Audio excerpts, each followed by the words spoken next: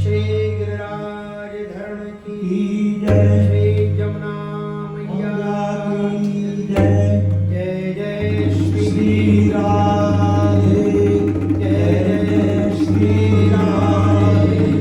जय जय श्री राधे। उपस्थित समस्त यजमानगण, श्रोतागण, भक्तमयी वात्सल्यमयी माताएं एवं बहनें, आचार्यगण, हमारा और आपका यह परम सौभाग्य है कि नंदनंदन श्याम सुंदर के इस प्राकट्य महोत्सव के उपलक्ष्य में हम और आप श्रीमद् भागवत कथा श्रवण कर रहे हैं। कहते हैं कि श्लोकार्धम श्लोक पादम च, श्रीमद् भागवत का एक श्लोक या आधा श्लोक भी हम श्रवण कर लें तो हमारा जीवन धन्य हो जाता है। आज नंदनंदन श्याम सुंदर के विवाह की कथा है, रुक्मिणी मंगल की कथा है। कल मैं आपको सुना रहा था कि भगवान ने अहंकार के प्रतीक कंस का वध कर दिया। अन्यायी, अत्याचारी, पापाचारी, भ्रष्टाचारी कितना भी सबल हो, कितना भी अर्थ संपन्न हो, कितना भी सुरक्षित हो, लेकिन अद्यवाब्द शतांते व मृत्यु में प्राणी नाम हुआ। ये बात विवाह के समय पर ही श्री वसुदेव जी महाराज ने कंस से कही थी कि कंस, इस धरती में कोई भी अजर अमर नहीं है। जो आज जन्मा है, आज नहीं तो 100 वर्ष के बाद में हर एक इंसान को यहाँ जाना है। और जीव जब जब चला तब अकेला चला। इसलिए एक चीज का ध्यान रखना चाहिए कि आए हैं सो जाएंगे, राजा रंग की फली। आए हैं सो जाएंगे, राजा रंग की फली। एक सिंहासन चढ़ चले, एक सिंहासन चढ़ चले,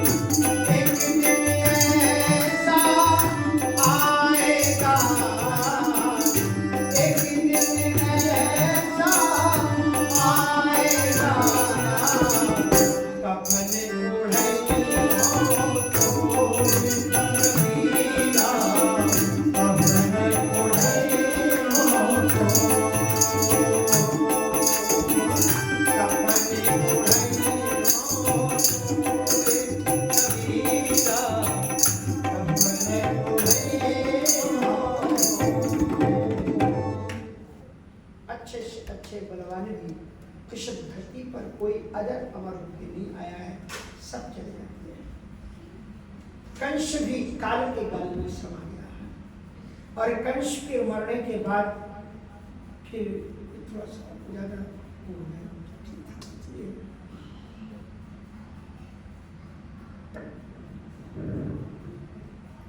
ठीक तो इस प्रकार से हम जो देखते हैं कि कंस जैसा बलवान भी इस धरती से चला गया। तो एक कहावत है कि फिर हम और आप किस खेती के मूली एक दिन सबको जाना है। और ये 2 वर्ष में तो यही पता नहीं किसी को किसको कब जाना, यही चल रहा है। यमराज अपनी भैंस की सवारी पर चले हुए हैं, कब किसके ऊपर नजर डाल दें, किसके घर में कौन कौन रोने लग जाए कोई पता नहीं, कोरोना। इसलिए बस एक ही चीज हमारे पास है कि हरेर नाम हरेर नाम हरेर नाम केवलम कलौ नास्तेव नास्ते नास्तेव गतिरन्यथा। जो भी हम सत्कर्म कर सके, जो भी भजन कर सके, जो भी मंदिर में आकर के जप तप साधन यम अनुष्ठान कर सके, वही अपना है। क्योंकि जीव जब जब चला तब अकेला चला। शास्त्र कहते हैं, श्रीमद् भागवत महापुराण कहता है कि धर्मान गो गच्छत जीव एका। केवल तुम्हारे साथ में धर्म ही जाता है और एक भी ढेला तुम्हारे साथ में नहीं जाता। कंस खत्म हो गया। वसुदेव जी महाराज और सारे लोगों ने मिलकर के पुनः उग्रसेन को रगड़ना। श्री उग्रसेन जी महाराज वसुदेव जी और समस्त मंत्रिमंडल ने मिलकर के नंदनंदन श्याम सुंदर का यज्ञोपवीत संस्कार कराया, कृष्ण और बलराम। और फिर उसके बाद में उनको पढ़ने के लिए उज्जैन भेजा। भगवान श्याम सुंदर ने अब जिनकी जाति सहज श्वास श्रुति चारी और 100 हरि पढ़ जाए कौतुक भारी। जिसके मुखमंडल से श्वास से चारों वेद निकलते वो परमात्मा पढ़े, उसकी क्या आवश्यकता है। पर भगवान मर्यादा को स्थापित अत्यंत संक्षिप्त समय में ही उन्होंने विद्या का अर्जन किया। शास्त्र कहते हैं कि विद्या अर्जन के 3 ही उपाय हैं जो हमारी भारतीय संस्कृति है उसके अनुसार। गुरु शुश्रया विद्या पुष्कलेन धनेन वा अथवा विद्या विद्या चतुर्थे नैव कारणम। गुरु की सेवा करके जो विद्या प्राप्त की जाती है वो श्रेष्ठ विद्या नंबर 1 की विद्या है। और पुष्कलेन धनेन वा, और आजकल की परंपरा है ट्यूशन पढ़ करके शिक्षक को वेतन पर रख करके पढ़ना, ये दूसरे नंबर की विद्या है। और तीसरे नंबर की विद्या क्या है कि अगर आपको कोई विद्या आती है तो आप उसको दो जिसको सीखना, और वो अपनी विद्या आपको आदान दो। अथवा विद्या विद्या चतुर्थे नैव कारणम, और चौथा कोई उपाय नहीं है। श्री कृष्ण जी बलराम जी ने बहुत सुंदर विद्या किया। उस समय सुदामा से उन्होंने मित्रता धर्म का स्थापन किया। इसकी कथा हम आपको बड़ी सुंदर है, कल सुनाएंगे, बड़ी महत्वपूर्ण कथा को जरूर। सुदामा की कथा को श्रवण करने से भक्ति और भगवान में प्रेम की अभिवर्धन होता है, मैत्री भक्ति होता है। भगवान ने गुरु दक्षिणा के रूप में जब उन्होंने कहा कि क्या दें, तो गुरु जी ने कहा कि मुझे तो तुम्हें मिल गए, सब कुछ मिल गया, क्योंकि वो सब कुछ जानते थे सब भगवान है, और भगवान मिल गया तो फिर क्या चाहिए। तो उन्होंने कहा फिर भी आप अपने गुरु माता से मिल लो अगर उनकी कोई इच्छा हो। तो गुरु माता के पास में भगवान श्री कृष्ण जी जब गए तो गुरु माता ने रोते हुए कहा कि मेरा प्रभास क्षेत्र में हम लोग स्नान करने के लिए गए थे और उस समय हमारा बेटा एक डूब करके मर गया, और हमें गुरु जी एक बार अकेले में बता रहे थे कि अरे ये तुम नहीं जानते हो, मेरे पास इस समय जो पढ़ रहे हैं गोविंद, वो कोई साधारण मनुष्य नहीं, साक्षात भगवान। यदि तुम साक्षात भगवान हो तो मेरे बेटे से मुझे मिला दो। भगवान सीधे यमलोक वैकुंठ से जाकर के उनकी आत्मा की, उनके पुत्र की आत्मा को सजीव करके माता को सौंप देते हैं।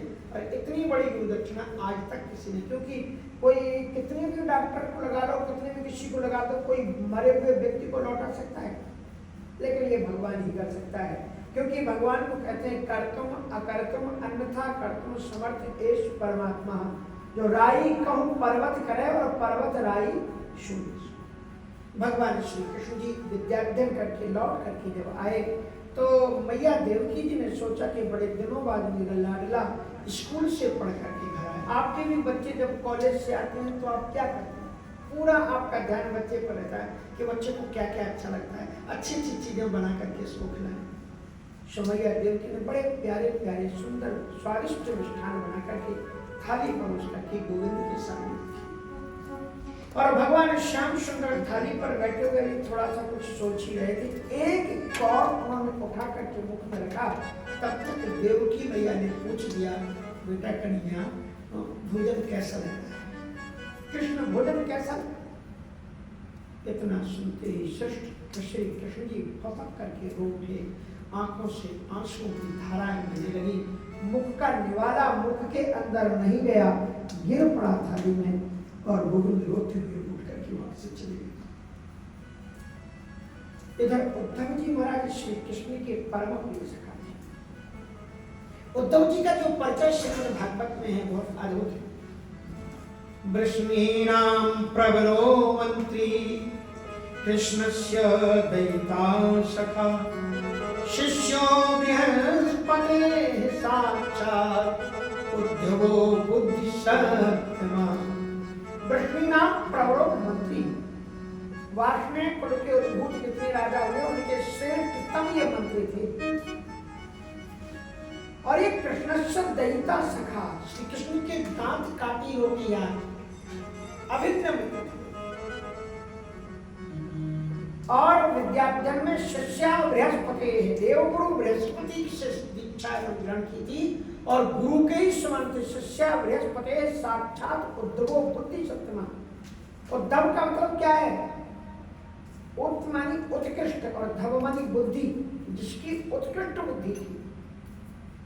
अथवा उद्धव का एक दूसरा अर्थ होता है उत्कृष्टो धवो यशसा उत्कृष्ट।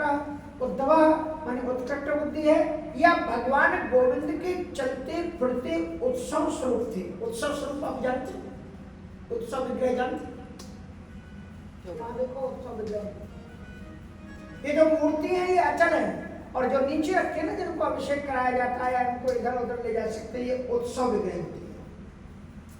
उद्धव जी महाराज जी देखने में बिल्कुल गोविंद की तरह थे। ब्रजांगनाओं ने जब देखा है ना तो उनको बिल्कुल गोविंद की कोयम अपिच्छ दर्शना कश्याच्युत वेश रूचना, श्याम सुंदर की वेश की तरह जब श्याम सुंदर ने उनको बांसुरी आंसुरी दिए तो बिल्कुल भगवान की तरह लगती है उद्धव जी महाराज। और सच बात यह है कि जब कोई भक्त भगवान की उपासना करता है तो वो उपासना करते करते साक्षात भगवत विग्रह लगता है।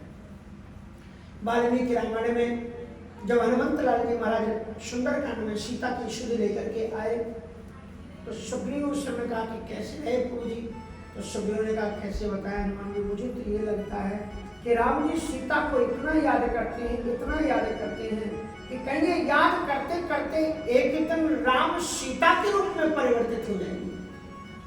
तो हनुमान जी ने कहा चिंता मत करो, यदि राम सीता जी को इतना स्मरण करते हैं कि स्मरण करते करते वो सीता के रूप में हो जाएंगे, तो सीता जी भी राम जी को इतना याद करती हैं कि वो राम जी को स्मरण करते करते राम के रूप में परिवर्तित हो जाएंगी, तो कोई फर्क नहीं पड़ेगा, हमें तो श्री सीताराम जी मिलते ही रहेंगे। तो ये जो भगवान की दिव्य आयत की, तो ये उद्धव जी महाराज, ऐसे उद्धव जी महाराज का नियम था कि प्रातः काल उठते ही सबसे पहले गोविंद के मुखारविंद का दर्शन करते थे, उनके साथ में भोजन करते थे, उनके उतरे हुए वस्त्रों को धारण करते थे, उनका प्रसाद ग्रहण करते थे। सो उद्धव जी महाराज उठे और सीधे मैया देवकी के यहाँ पर आए और देवकी से आकर के पूछा मैया गोविंद कहाँ है? देवकी रूठी, पता नहीं मैं क्या करूं। आज इतने दिन बाद वो स्कूल से आया, मैंने सोचा ऐसे कुछ अच्छा बना करके मैं खिलाऊं, और मैंने थाली रखी, पता नहीं उसको क्या खाता है क्या नहीं पीता, मुझे तो कुछ भी मालूम नहीं। मैंने कितने बार इनसे कहा, इनसे मैंने जानती हूँ स्त्री जब कहती उनसे मैंने कहा क्या मतलब पति से, मैंने कितने बार इनसे कहा कि मुझे एक बार लेकर के यशोदा माँ के पास ले चलो, वो क्या खिलाती थी क्या पिलाती थी कैसे रखती थी, एक बार मैं उससे पूछती। गोविंद के सामने जिस समय थाली रखी गई और जब मैया ने कहा कृष्ण कैसा भोजन लगा, तो ये गोविंद को यशोदा की याद आ कि मैया कन्वा कहकर के पुकारती थी, आज उसकी याद आ गई। और यशोदा एक दिन भी नहीं बैठती, एक दिन तो कलेवा लेकर के रास्ते पर आकर के रोकर के कहती है कि कोई अगर मथुरा को जाना है तो देवकी को मेरा संदेशा सुना। संदेशो देवकी सो कहियो, संदेशो देवकी सो कहियो, संदेश